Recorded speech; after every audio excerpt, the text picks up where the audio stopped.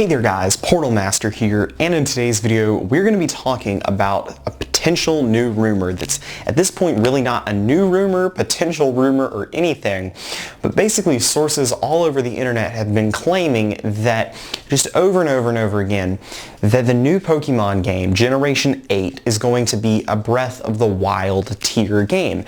And to me, I feel like a lot of people are misinterpreting what this means. Now, this rumor is nothing new. For basically since they've released Breath of the Wild back in March of 2017, people have been saying that, oh, the new Pokemon game is going to be Breath of the Wild style, it's going to be open world, it's going to transform and revolutionize the Pokemon video game franchise. And I believe some of it, but some of it's just not all that true. Now, in case you're wondering why I picked now to make this video, there's a couple of reasons. The first reason is that we have the rumored Nintendo Direct coming up in a few days in January, and it is heavily rumored that the new Pokemon game will be teased in this Direct and then further shown off at E3 2019. And I do personally believe that this will be the case. So that's the first reason. The second reason is that I've seen several videos, namely one of the ones by InGame the Cube, where he's talked about this. He's used the line that Pokemon Generation 8 will be Breath of the Wild tier. But even then, I feel like the concept of a Breath of the Wild tier game is being misconstrued as a Breath of the Wild style game. See, to me they mean two very, very different things. Over and over and over again, inside reports have leaked, and people have supposedly leaked, just from their own personal experience, things about the new Pokemon game. And the thing you just keep seeing over and over again is Breath of the Wild tier, Breath of the Wild tier. It's going to transform Pokemon, stuff over and over and over again.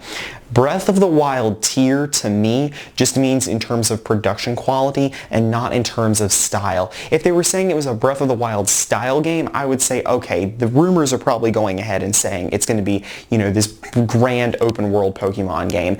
And I think that eventually this is something that's going to happen, but I just don't think that we are to the point where this is going to happen in the very next game.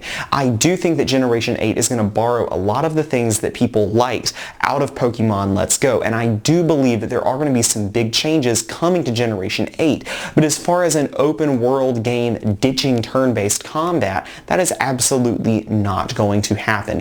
Turn-based combat is a keystone in the Pokemon franchise, and every time I see a single thing that says that turn-based combat is leaving Pokemon, I just want to punch the person in the face, because it's so ridiculous to envision a mainline Pokemon game without turn-based combat. I'm not saying that Pokemon without turn-based combat is not good. I mean, look at Pokken Tournament Deluxe, for instance. It's a great game, but it's not an original Pokemon game in the same sense as Let's Go Pikachu or Let's Go Eevee.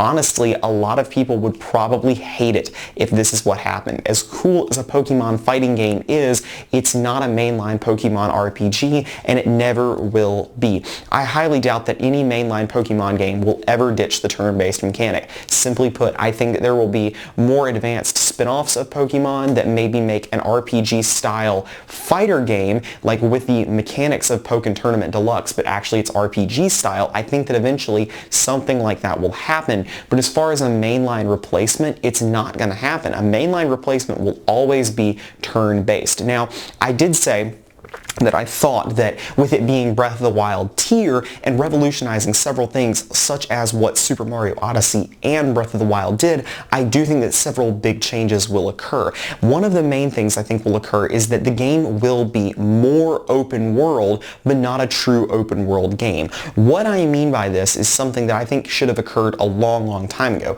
I think that gyms will no longer be linearized. Much like in the anime, I think that gyms are going to get to the point where the sequence in which you decide to beat them determines their actual strength.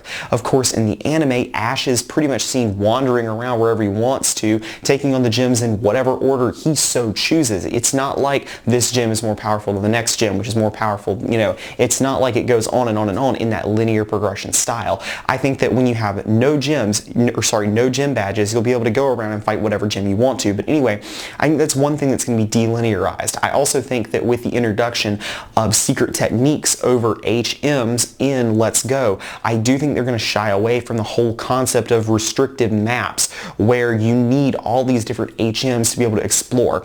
I do still think that there will be several things that you won't be able to get. For instance, you can pass by the power plant in Let's Go pretty early on, but you don't actually have the ability to, swim over the water, basically get on your surfboard and ride over the water to go catch the Zapdos inside of the power plant until much later in the game. I think that we're going to be seeing areas like this in the new Pokemon game where you can go wherever you want, but you may not be able to, fight the mythical Pokemon and capture it and stuff like that. I do think that overworld encounters will be staying in the new Pokemon game. I think that's pretty much a fill-in, a shoe-in, I mean. And I think that several other mechanics from Let's Go will be staying. However, I do think that wild battles will probably come back. Let's be honest. I really think they will.